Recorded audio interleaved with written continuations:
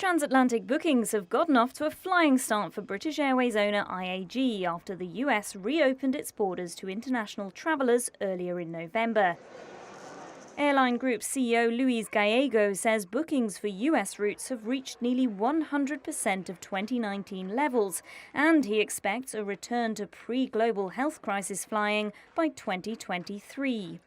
The strong demand for transatlantic flights will come as welcome news to airlines like BA and Virgin Atlantic, who have pinned their hopes on the reopening of Europe to US routes. The crisis has hit the airline industry particularly hard, with IAG on track for a 2021 loss of €3 billion, or about $3.4 billion.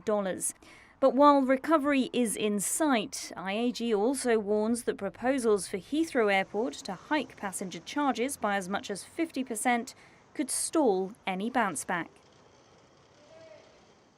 When our country was hemorrhaging jobs last year and there was panic in our financial markets, Jay's steady and decisive leadership helped to stabilize markets and put our economy on track to a robust recovery. U.S. President Joe Biden nominated Federal Reserve Chair Jerome Powell for a second four-year term on Monday, positioning the former investment banker to finish guiding the economy out of the health crisis.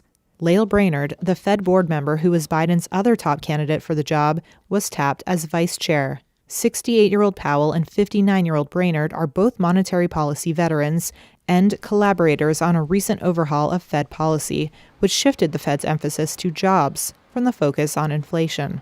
But progressive groups, eager for the Fed to reverse its Wall Street-friendly stance, criticized Biden's decision to keep around the chair picked by his Republican predecessor, Donald Trump. Biden said it was the right choice.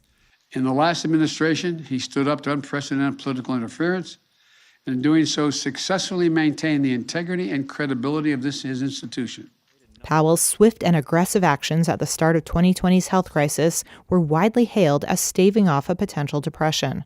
But now, current recovery has produced risks of persistent inflation. Powell said he knows the dangers.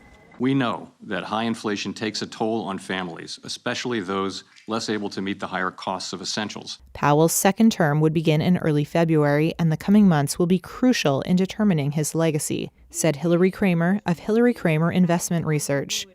Jerome Powell was a real dove when the times were the worst. Now we still need him, but let's see if he can do the hard part, which is going against the grain, making many people angry, because we're going to have to totally stop tapering and we're going to have to raise rates. Inflation is out of control. Powell and Brainerd will both need to be confirmed by the closely divided Senate. An aide to Senate Republican leader Mitch McConnell on Monday said he's expected to support Powell as Fed chair. Because it's the Fed's job to balance two key goals. The first is to achieve maximum employment, to get as many Americans working as possible. The second is to keep inflation low and stable. To meet these goals is going to require patience, skill, and independence.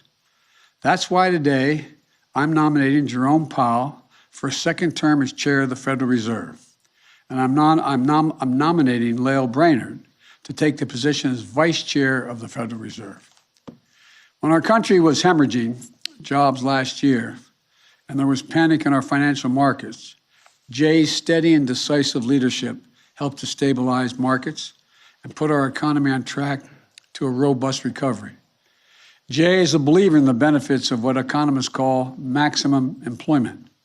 As chair, Jay undertook a landmark review to reinforce the Federal Reserve's mission toward delivering full employment. We're making strong progress toward that goal now, and I believe Jay is the right person to see us through and finish that effort, while also addressing the threat of inflation that it poses to our families and to our economy. In times like these, we need steady, tested, principled leadership of the Fed. We need people with sound judgment and proven courage to preserve the independence of the Fed. And we need people of character and integrity who can be trusted to keep their focus on the right long-term goals of our country, for our country. I'm confident Jay and Lael are those people. Inside the Federal Reserve, we understand that our decisions matter for American families and communities. I strongly share that sense of mission and I'm committed to making those decisions with objectivity and with integrity based on the best available evidence in the long-standing tradition of monetary policy independence. Mr. President, thank you again. Stocks on Wall Street ended mostly lower Monday after initially cheering President Joe Biden's nomination of Federal Reserve Chair Jerome Powell for a second term. Rising Treasury yields fueled a rally in big bank stocks, but that couldn't offset the sharp drop in rate-sensitive tech titans like Amazon and Microsoft.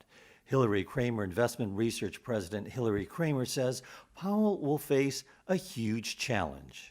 Jerome Powell will have to raise interest rates, and he's going to have to do it sooner rather than later. Jerome Powell, our Fed chairman, had this 2% target for inflation, but now we're seeing the highest level of inflation, over 6% in 50 years. Inflation is runaway. The Dow finished just above the break-even line. The S&P edged 1/3% lower, while the Nasdaq sank 1.25%. Apple bucked the big tech losses, rising for the 7th straight session. J.P. Morgan said its supplies of the iPhone 13 may be improving just ahead of an expected spike in demand.